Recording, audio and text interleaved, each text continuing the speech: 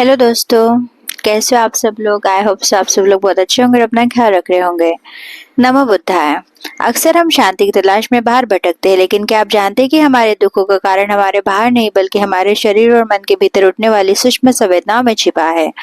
आज की यह कहानी भगवान बुद्ध की उस अनमोल शिक्षा पर आधारित है जो हमें सिखाती है कि कैसे हम अपने ही भीतर के परम सत्य को जानकर दुखों से मुक्त हो सकते हैं। साधक शिवा और अनित्यता का रहस्य। प्राचीन समय की बात है। एक युवक था जिसका नाम शिवा था। वह जीवन के दुखों से बहुत परेशान था। उसने बहुत शास्त्र पढ़े, कई गुरुओं से मिला, लेकिन उसके मन की व्याकुलता कम नहीं हुई। अंत में वह भगवान बुद्ध की शरण में पहुंचा। बुद्ध भगवान ने उसे गौर से देखा और कहा, शिवा, क्या तुम जानते हो कि तुम्हारा दुख कहाँ से आता है? शिवा ने कहा, प्रभु, शायद मेरी किस्मत से या मेरे आसपास के लोगों से। बुद्ध मुस्कुराए और बोले, जो उत्पन्न होता है वह नष्ट होता ही है। यह संसार का शाश्वत सत्य है। हमारा शरीर और मन उन प्रक्रियाओं का पुंज है जो निरंतर बन रही है और नष्ट हो रही है। दुख तब पैदा होता है जब हम इन क्षणभंगुर टेम्पररी चीजों से चिपक जाते हैं, आसक्ति करते हैं। साधना का पहला चरण, शरीर का प्रेक्षण।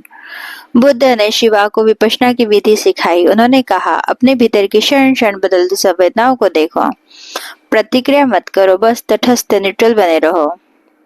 शिवा जब ध्यान में बैठा तो पहले दिन उसे अपने शरीर के अंगों में भारीपन, खुजली और तेज दर्द महसूस हुआ। उसे गुस्सा आने लगा। उसे लगा कि यह साधना उसे और बीमार कर रही है।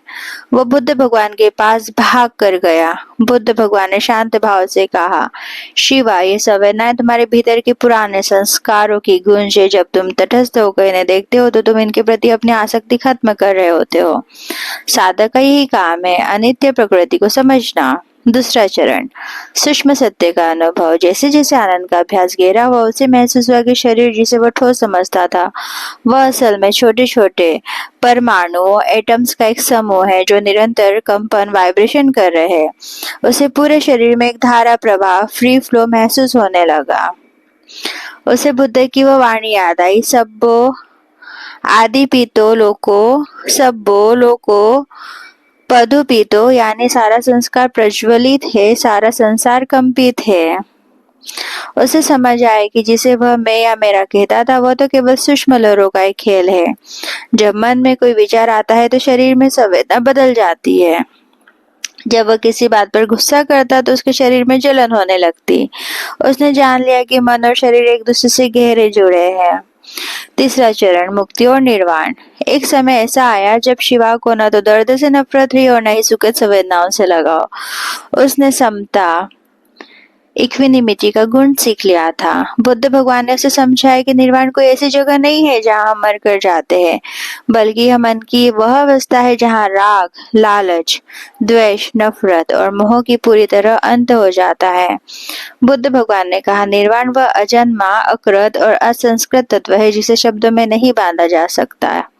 इसे केवल अनुभव किया जा सकता।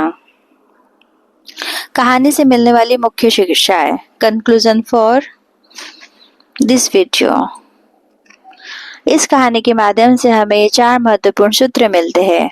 अनित्यता, जीवन में कुछ भी स्थायी नहीं है। सुख आए तो उसमें बहना नहीं और दुख आए तो घबराना नहीं, क्योंकि यह भी बीत जाएगा। दूसरा, प्रतिक्रिया का अभाव, नॉन रिएक्शन। जब हम अपनी संवेदनाओं या परिस्थितियों पर तुरंत गुस्सा या लालच भरी प्रतिक्रिया नहीं करते तभी हम शांत रह पाते हैं। तीसरा, समता।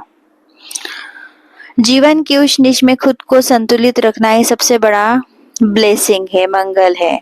जैसे पन्नों में लिखा है, फुटस लोक धर्म ही चित्तम यस न कंपति। जिसका चित्त लोक धर्म यानी लाभ हानि, सुख दुख से विचलित नहीं होता, वही सच्चा सुख है। स्वयं का निरीक्षण। समाधान बाहर नहीं, भीतर है। अपने सांसों और संवेदनाओं को जानना ही सत्य को जानना है। मित्रों, भगवान बुद्ध की ये शिक्षा हमें सिखाती है कि हम हर पल अपने मन के मालिक बन सकते हैं। यदि आप भी अपने जीवन में शांति चाहते हैं तो आज से ही अपने भीतर उठने वाले विचारों और संवेदनाओं को केवल एक साक्षी भाव से देखना शुरू करें। Thank you so much. अगर मेरा चैनल अच्छा लगता है तो प्लीज लाइक और सब्सक्राइब करना ना भूलिएगा। मिलते हैं हम नेक्स्ट वीडियो में। Bye bye, take care.